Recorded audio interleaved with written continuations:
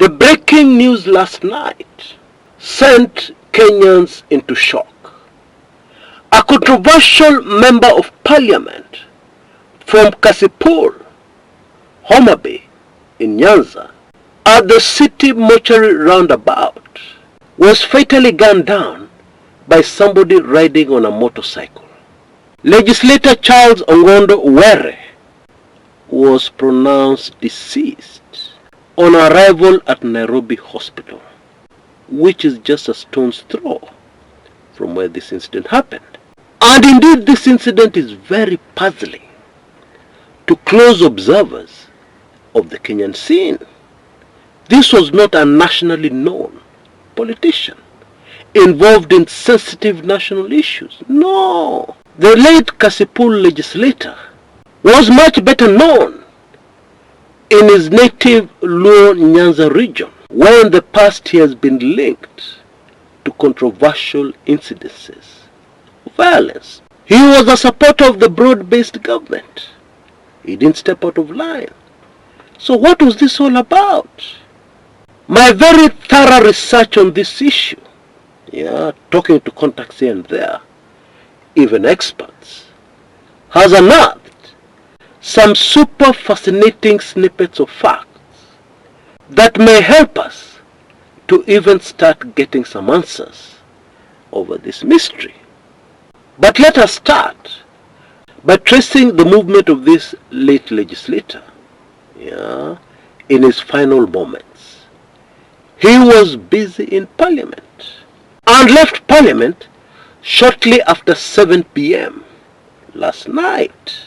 And those familiar with Nairobi will know that approaching the city mortuary roundabout at about this time, you would definitely encounter a traffic snarl-up, traffic jam, as we say in Kenya. We are told that the MP was in high spirits, but as he entered the roundabout, a motorcycle pulled up with 2 people on it. The person on the passenger side alighted and opened fire, carefully targeting the legislator, because the driver and the other one passenger in the vehicle escaped unscathed. And the lone assassin got back on the motorbike and disappeared into the Nairobi night. Now, the key to solving this one is finding the motive, which by the way is a tall order. But looking back at history, especially the slain members of parliament since independence, I believe we can pick up some very useful leads and maybe even clues that will help us to shed further light into what the motive may have been. And the first question has to be, was it political or not political? You see, there are many things which happen in the city of Nairobi these days. Indeed, and I've said this before on this channel, an investigator familiar with homicide in Nairobi told me something that shocked my bones a few years back. He said that over 90% of the unsolved murders in the city usually involve a love triangle. Somebody's wife. Please don't get me wrong. I'm not saying anything. But at least I wanted us to be aware that there could be other reasons why something like this would happen to somebody in Nairobi, even a member of parliament. Now, one of the most beautiful things about history is that it is very instructive, reliably so. If we look at what has happened in the past, what the motives were in the past for legislators to lose their lives in the city, then, working simply on the law of probability, we will be able to have a pretty good idea of what the motive may have been. So let's get started. Pure Gamma Pinto, the motive, definitely political. Tom Boyer in 1969, definitely political. J.M. Karaoke in 1975, definitely political. Tony Ndilinge was the member for Kilome, 2001, definitely political motive. Mugabe Were, 2008, there's a bit of doubt there. But then, immediately after the fact, ODM people came out and told us that the government was involved. And knowing the way things work in Kenya, I will go with that one. And therefore, Tony Ndilinge, political as well. Mugabe Were, there was a very curious incident at Bwana Mugabe Were's residence in Woodley shortly after his assassination. Some youths had gathered, protesting peacefully over his death, and the police stand up. And guess what? Instead of throwing the tear gas at the protesters, the tear gas was thrown straight into the compound of the late Mugabe Were. And so for that one, I will go with political.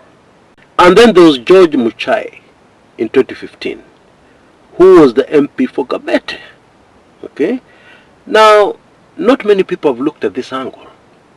But at the time of his death, Legislator Muchai had a very interesting case in court. Okay? He had gone to court seeking to freeze the accounts of Kotu. Yes, Bonatol is Kotu. Yeah. Reason? He was saying that there was massive embezzlement of funds at this organization, and even gave a figure, a crazy figure, 190 billion. Okay? Now 190 billion Kenya shillings, in my opinion, is very strong motive. And by the way, in Kenya, large amounts of money and politics, you will agree with me, are exactly the same thing. And therefore also for Bwana Muchai, I will say politics. And so, going by the history, what are the chances that the assassination of Bwana Charles Were was not political? I'd say zero. All the others were political. And so, it is highly likely, in fact more than highly likely, that this is political. But then we also have other clues that tell us clearly it was political, which I want us to look at right away. Now, there is something about these political assassinations that involve government that is very consistent. In virtually every single case, there is usually a false narrative, an alternate false narrative, which is presented and pushed very hard, yeah, of course by the government. The whole objective being to point the people in another completely different direction. In the case of the very first political assassination in Kenya, Pio Gama Pinto, the narrative was foreign interests, foreign agents. Because you see, Pio Gama Pinto, in spite of being a big supporter of Jomo Kenyatta, when he was in prison in Kapenguria, he even organized to raise funds for his defense. As independence arrived, he was very closely aligned to the then Vice President, Jaramogi Oginga Odinga. And Jaramogi Oginga Odinga got most of his support from the East, Russia. While Jomo Kenyatta and most of the powerful people in his cabinet were backed by the West. And so I'm guessing that could not have been a very difficult narrative to sell successfully. In the case of Tom Mboya, the narrative that was being pushed was that of a lone gunman, motives known only to them. Okay? And it is very interesting that shortly after this assassination, it was announced on national media that Jomo Kenyatta had sent out over 100 policemen to look for the killers of Mboya. Now, that is rather strange. I understand that our ancestors were not very well educated, and therefore if something like this happens out there in the bush, it makes sense to send out 100 policemen in the forest to look for the killer. But surely not bang in the middle of Nairobi CBD. How do you do that? How does that make sense? And true to this narrative, the person who was arrested for the crime, Nahashon Jenga, it was claimed by the prosecution, was a lone gunman. The case of Josiah Mwangi Kariuki, J.M. Kariuki, a very popular legislator, is different, simply because his body was not supposed to be found. Yeah, it was accidentally found, accidentally identified, and that put the government in a huge mess, where it became very difficult for Sirikali to distance itself from this one. However, the case that followed that of Tony Ndilinge was much simpler to handle, because he was gunned down in Githurai, near notorious Githurai Bar, just as he was parking his car. Now, even in those days, Githurai was a dangerous place, and therefore it was easy to sell the narrative. Those were just thugs, a robbery gone wrong, or something like that. With Mugabe Were, a legislator for Embakasi, again, the theory of more than one gunman, all of them working together, motive unknown, was sold. Indeed, 3 people were convicted in a court of law for this crime. However, what is very fascinating about this case is how these 3 people were able to identify Were's killers. The police told us that fingerprints enabled them to identify one of the suspects. And then when that one suspect was arrested, he led the police to the others. Now hold on a minute. Hey, this is strange. I mean, think about it for a minute. You do something like this, would you leave your fingerprints on the scene? How now? In fact, there is absolutely no reason to risk leaving your fingerprints on the scene of the crime. Yeah, because you're using a gun. You finish your business and you go away. You don't touch anything. And therefore it is highly likely that the government was determined to distance itself as much as possible from these Mugabe Were Manenos. And therefore it is likely that 3-4 guys were found and convicted. End of story. Now in the case of George Muchai in 2015, the narrative was those people who had tried before and failed, this time succeeded. Because you see, in 2011, there was an attempt on this legislator's life along Kangundo Road. A car rushed in front of him and blocked him. And the men who came out of the vehicle asked Bwana Muchai to surrender. He refused and fought back, and he ended up being shot in the thigh. But his attackers fled the scene. The legislator was admitted in hospital, but then recovered. However, a close examination of the facts of the successful 2015 assassination of Bwana Muchai tell a very different story.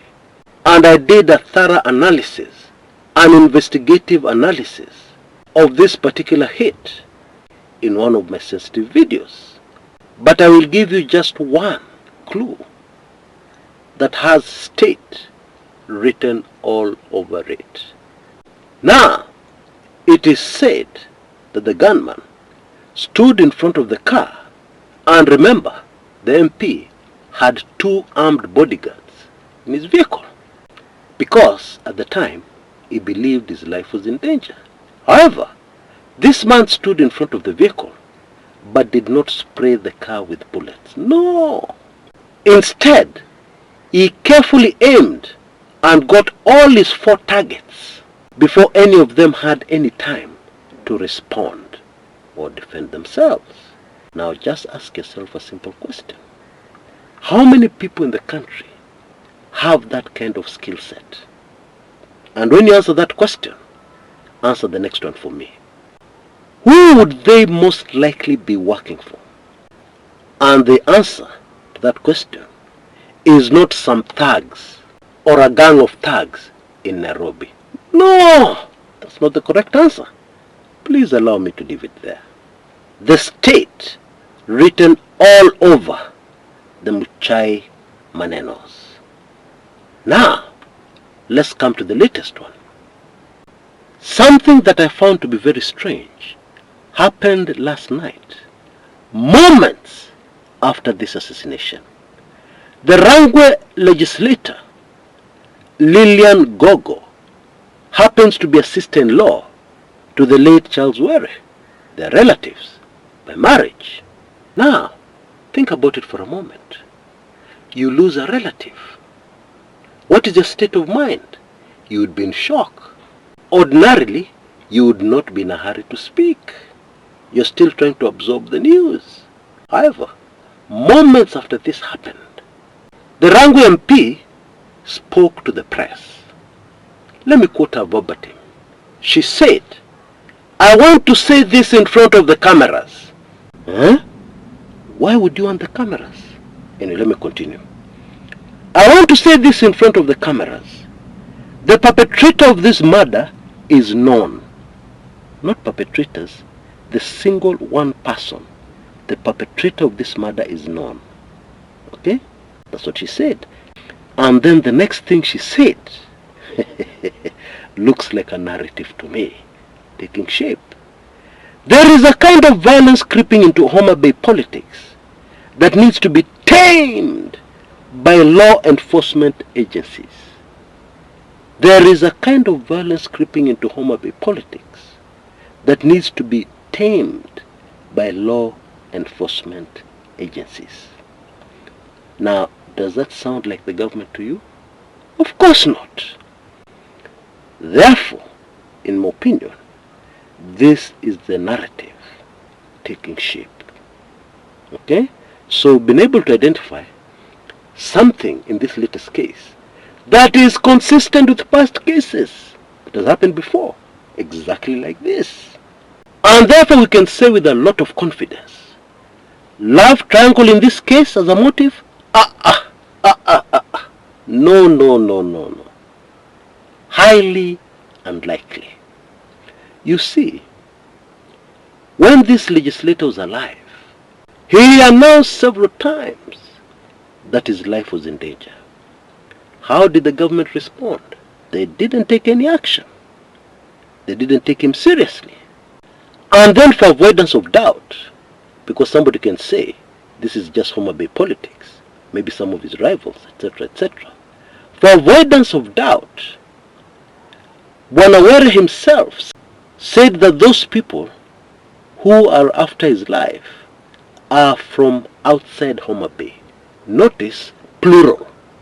Those people. There are many. Okay? And they're from outside Homa Bay. Now, it goes without saying, interests outside Homa Bay politics can be none other than national interests, government interests.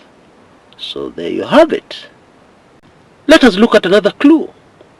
Now, this happened in an area in Nairobi where there are CCTV cameras. Okay? And everybody knows that those cameras are there.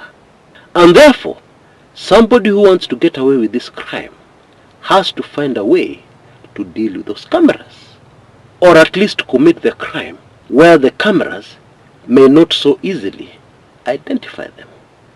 Now, it goes without saying that a private assassin, and even the people who may have hired him, would not have the resources, the capabilities, the access to be able to take care of this one.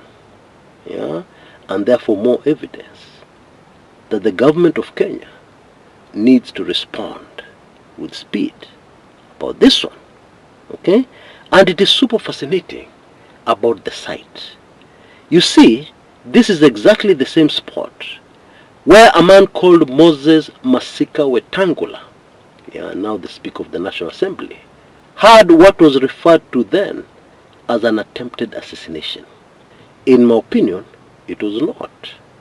In my opinion, it was a message. Because what happened is that somebody just fired a bullet carefully at his car, missing him and missing everybody else in the car. It was a message. And the message was, we can get to you. And so my question would be, why do these people prefer this particular spot? Yeah, the city mortuary roundabout. Why? And I will not buy Wetangula's reason. Yeah, you know Wetangula, even after the incident, could joke about it. And he told the press, maybe they wanted to finish me and save themselves a lot of time and energy because the mortuary is just there. What? No, I will not buy that reason. There must be another reason. And I suspect this reason has something to do with the cameras. Okay? I take this opportunity to send my condolences to the family and loved ones of the late legislator. May Almighty God give them comfort at this very, very difficult time for them. However, I am confident because we're in the season of exposure. This one will come to light sooner rather than later. We will discover very soon exactly what happened. Because in the past, we have never really discovered. Maybe the exception of the JM Karaoke case.